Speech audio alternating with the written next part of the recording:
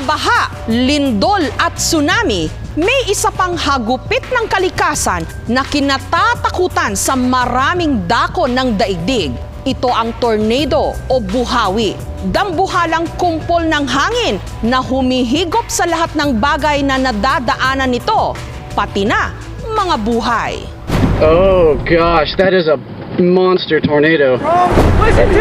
Noong nakaraang linggo, tinamaan ng higanting buhawi o tornado ang state ng Missouri sa Amerika. Look at that.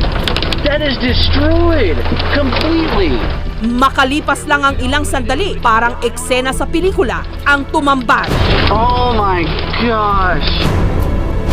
Wasak na wasak ang mga bahay at mga ari-arian.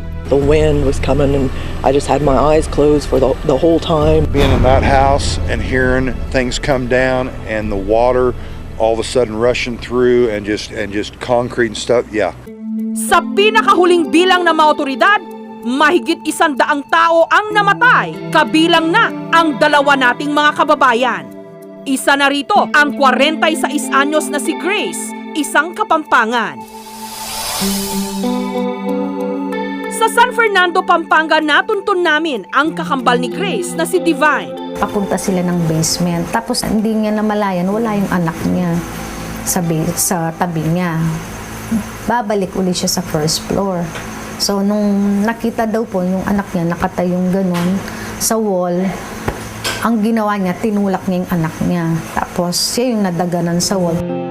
Nakausap pa raw nila si Grace bago umatake ang buhawi. Tumawag po siya, nagpapasalamat, tapos ano po siya, yung masaya, ganun, nag-aabilin siya. Sabi niya, yung mga anak mo, lingapin mo, mas lalo pa ninyong mahalin ng bawat isa, naging tapat kayo sa Panginoon. Talagang na-feel ko na parang iba yung kanyang pagpapaalam sa amin.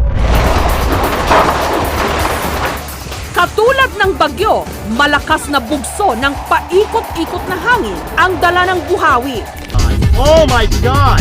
Kaya maaari nitong mahigop ang anumang madaanan nito. Yun nga lang, kumpara sa bagyo, mas maliit ito at nasa iisang lugar lamang. Ang buhawi o tornado, ito yung biglaang pag-ikot ng hangin na nagmumula sa itaas na maabot dito sa lupa. Napakabilis sir, umaabot ito ng 450 hanggang 500 km kada oras. At habang ito'y lumiliit yung kanyang diameter, mas tumitindi yung kanyang pag-ikot. Madalas din daw umatake ang mga buhawi sa mga may malalapad na land area katulad ng ilang bahagi ng Amerika kung saan bihira ang mga bundok na haharang sana o babasag sa mga namumuong kumpol ng malalakas na hangin. Yung isa naging 2. Ngunit ang mga buhawi, sunod-sunod na ring nanalasa dito sa Pilipinas. Biyernes nung nakaraang linggo, isang malakas na buhawi ang bumulabog sa tahimik na barangay ng San Miguel sa Santo Tomas, Davao del Norte. Kahit tumagal lamang ng 2 hanggang 3 minuto ang buhawi, walang kalaban-laban dito ang mga puno. Tila dinaanan ng delubyo ang mga kabahayan. Ang wasak na bahay nga ni Armando, nagmistulang junk shop sa gitna ng palayan. Nangakot mo kong sabod na to. Sus, pag uli na ko dire nga, abin ako kanang mga sagingan lang da nga tumba. Pag abot ako dire, gisugat naman ko sa akong kauban nga nananom dire nga. Wala, kol, imong balay, wala. Tumba na. Ligtas man silang mag-anak, malaking trahedya raw ang pagkasira ng kanilang bahay. May munta, madali sa gobyerno unta nga. Bisag matabangan lang gud mga ginagmay bago makatukod pa migbalik ang payag. Kaya wala man may kapuyan.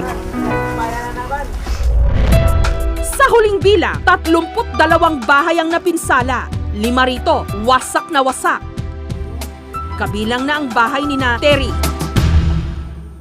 Bagamat buo pa ang dingding at mga poste, nilipad naman ng buhawi ang kanilang bubong at iniwan ito sa gitna ng palayan.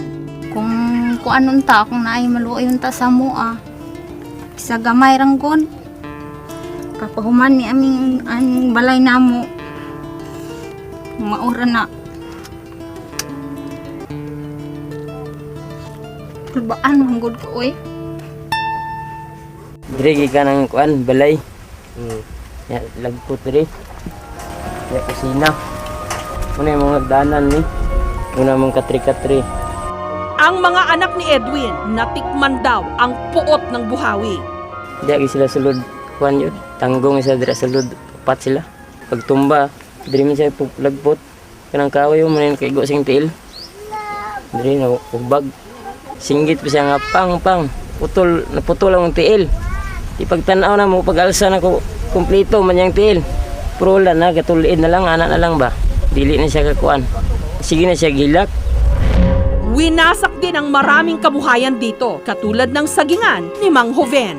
Nandyan ka kami sa sa gitna ng sagingan Kinukuha namin yung tuyo na na dahon. Tumatama lang, pagdating ko sa bahay, by seconds, sumunod sa amin yung ulan, hangin. Kaya ito, tinakbo lang namin Lumundag-lundag lang kami sa kanal Kaya kung inabutan pa kami, wala na, baka nagkabali-bali na kami dyan.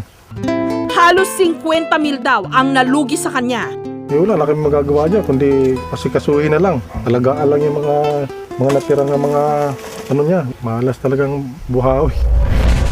Ang isang itinuturong dahilan ng pagkabuo ng buhawi, ang biglaang pagsasanib daw ng mainit at malamig na hangin.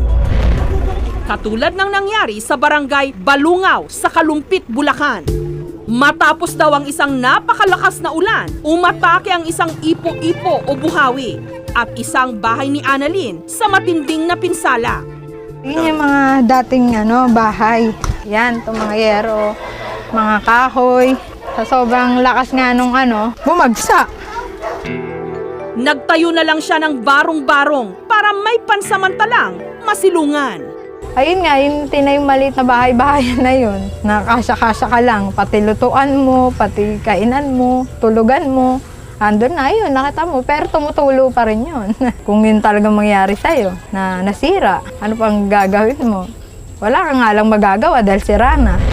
Ang mga buhawi, hindi lang daw sa kalupaan nabubuo. Maaari rin daw itong mag-ipon ng lakas sa katubigan at maging isang water sprout. Katulad ng amateur videong ito nakuha sa Manila Bay. Pero nito lamang Martes, sa Barangay Santa Rita sa Cabiao, Nueva Ecija, sa ilog naman daw nabuo ang buhawi. Ang 87 anyos namang si Lola Thalia, nabagsakan daw ng hollow block sa ulo nung gumuho ang kanilang bahay. Ako, naiwan pa ako dahil na marami pang abo-abo. Gusto ko malikpit ko muna yun. Ngayon, tagakita ko na lumilipad yung yero, lumundag din ako sa bintana. Hindi pa ako nakuha lumundag. Yung hollow block, bumagsak na ganun, nakaganon naman ako. Nang matamaan na ako, sabi nakman, bumagsak na ako. Pero nung nagising siya, mas malaking dagok daw nang nalaman niyang wala na siyang matitirhan. Pagkagising ko mabulagat ako, dungawin ko. Napaiyak na naman ako. Dahil wala, kaya ako naiyak. Saan pa kami hahantong? Mapakahirap pa makisunod. Dahil sa bilis na mabuo at mawala ng mga buhawi, hindi raw nalalaman agad kung saan ito eksaktong tatama. Pag nakita sila ng tornado, diba, nasa loob sila ng bahay, unang-una, wag na